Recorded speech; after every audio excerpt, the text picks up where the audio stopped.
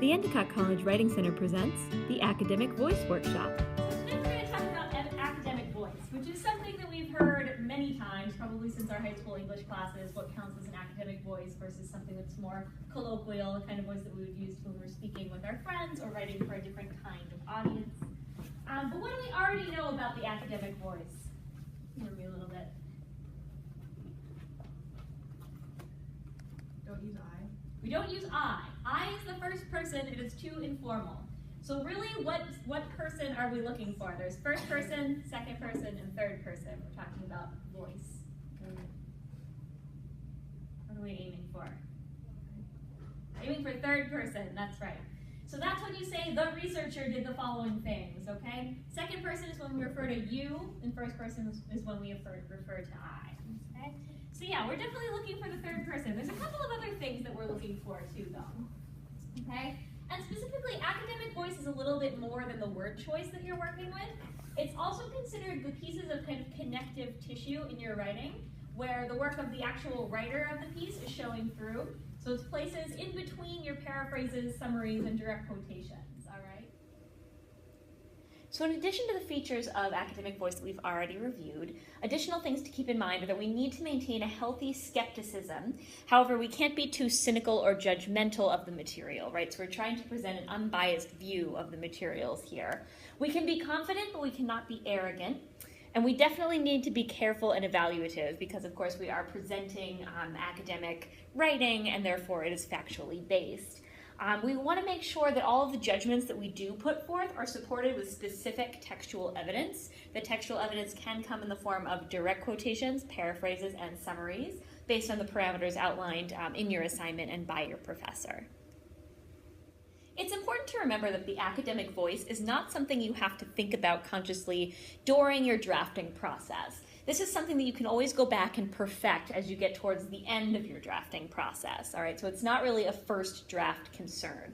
But once you do have a solid draft ready, these are some things that you can look at to ensure that your academic voice is strong.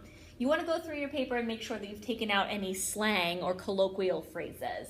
You also want to avoid cliche words and phrases, especially those that tend to creep into academic writing. For example, you don't want to say things like "in society today," because that phrase in and of itself is an academic cliche. It has been used too often and it's non-specific. So in our academic writing, we need to be more specific than that. We do not use contractions, so we would always write out do and not in this example. And we need to be finding appropriate vocabulary that matches the level of academic excellence that we are striving for in this paper. Something else to be aware of when we are working on our academic voice is the passive voice. Now, the passive voice sneaks into our writing at times when we are taking the agency away from the subject of the sentence. And as a result, when we use a lot of passive voice, it makes our writing much more wordy and less concise than it could be. So the cue to realize that you are using the passive voice is when you see the word is, the verb to be, present in your sentence. So in this example here, we're just going to take a moment to rewrite this sentence without the passive voice. So for example here we have, while a cat is hunting, it is constantly aware of its surroundings, so it is able to find camouflage when necessary. So taking this first phrase here, while a cat is hunting can be changed to while a cat hunts. It is constantly aware of its surroundings. Okay, so we can use better vocabulary here. We can say it maintains constant awareness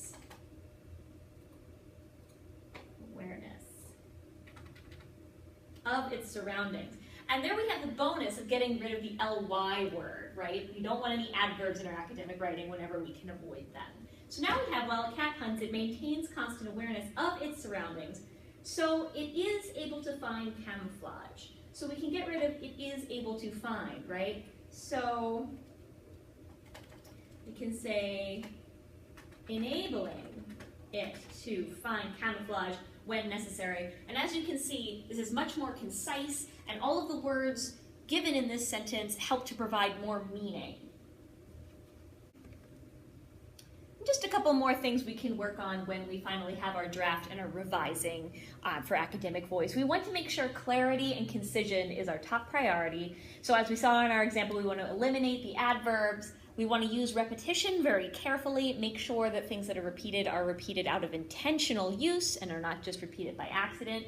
Remove the word very, it is a sneaky adverb. And then we can also use punctuation to help us eliminate those 5-cent words that tend to clog up our writing, okay? And we can see an example of that presented in these 2 sentences here. The thing that we're trying to avoid is stringing together lots of pieces of research, and while they're related, there's no academic voice in here to show us the connection or to explain why we should care about the connection between these pieces of information. So our first sentence here, we have a direct quotation. Cats can see well in the dark due to adaptations in their eyes, which humans do not have. It's a direct quotation. So not only does that not have an introduction, but it also doesn't have any analysis, which is a problem. We're going directly into a second direct quotation, not a good thing. The eye of a cat possesses astonishing structures, making it possible for felines to see farther in darkness than human beings. And finally, we have a paraphrase. Since cats can see and hunt in the dark, their diets include some nocturnal animals. A note on citation, this is in MLA, which is why it doesn't have the date and some other things that perhaps my nursing and business students would be expecting to see up here. So the problem with this paragraph, as we can probably feel just by hearing it read out loud, is that it seems like just a string of facts that are loosely related around a theme. We're not exactly sure why we're supposed to remember this information or what larger point it's pertaining to. And explaining those sorts of things is where our academic voice comes in. So the bold feature here, the bold is where the academic voice has been inserted, all right? So first we have a topic sentence, which is just something that all of our paragraphs should have, of course, which is going to relate what the focus of the paragraph is going to be and its connection to the larger overall project of the paper. Both of those elements should be in every topic sentence you write. So here we go. Yet another feature which makes cats superior hunters is their ability to see in the dark. So since we have the transition of yet another, we know this person is listing out a bunch of these features for us in this paper for whatever reason, okay? Then we have the first quotation, which was originally a direct quotation, has been transformed into a paraphrase here, okay? This is due to adaptations in their eyes, which humans do not have. So now we have some more academic voice in here explaining what the connection is. This advanced night vision is just one of the reasons cats are exceptional hunters, following that up by specific details about the structures of the eye. So all of a sudden, we can understand why this piece of information is being given to us in this order, right? And then after we have that about how they can see further in the darkness, we have even more academic voice, which starts with due to. So the transition of due to shows us that it's explaining what the purpose of these facts are, right? What we're supposed to learn about this and why it's important. So due to these differences, cats can expand their dietary preferences to include some creatures that daytime hunters cannot access. So it feels like a much more informative paragraph once we have the academic voice properly inserted. And that's because it is a much more informative paragraph now. It's not just a list of random facts.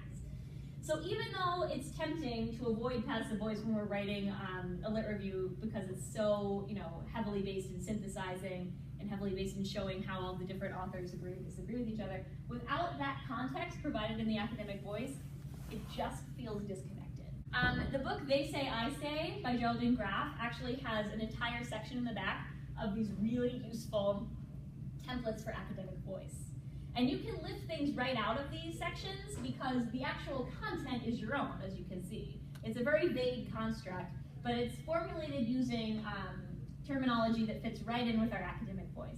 So for example, this is on page 46 of that manual that I just mentioned, some templates for introducing quotes. So if you find yourself repeatedly saying according to, according to, according to, according to, you need something else to say, go find this list. This is a continuation of that list. We were just looking at ways to introduce information from your source so you don't get stuck in that rut of just saying discusses or according to over and over. There are also these really great transitional words that we can use because, as again, we were saying, academic voice is so heavily reliant on showing the relationships between information. Look, they have it all broken out by category depending on what kind of relationship you're trying to show, okay? Super, super useful. Keep this, above your desk or wherever you like to write your thesis. Come by and take a Xerox of whatever you need from these books, okay?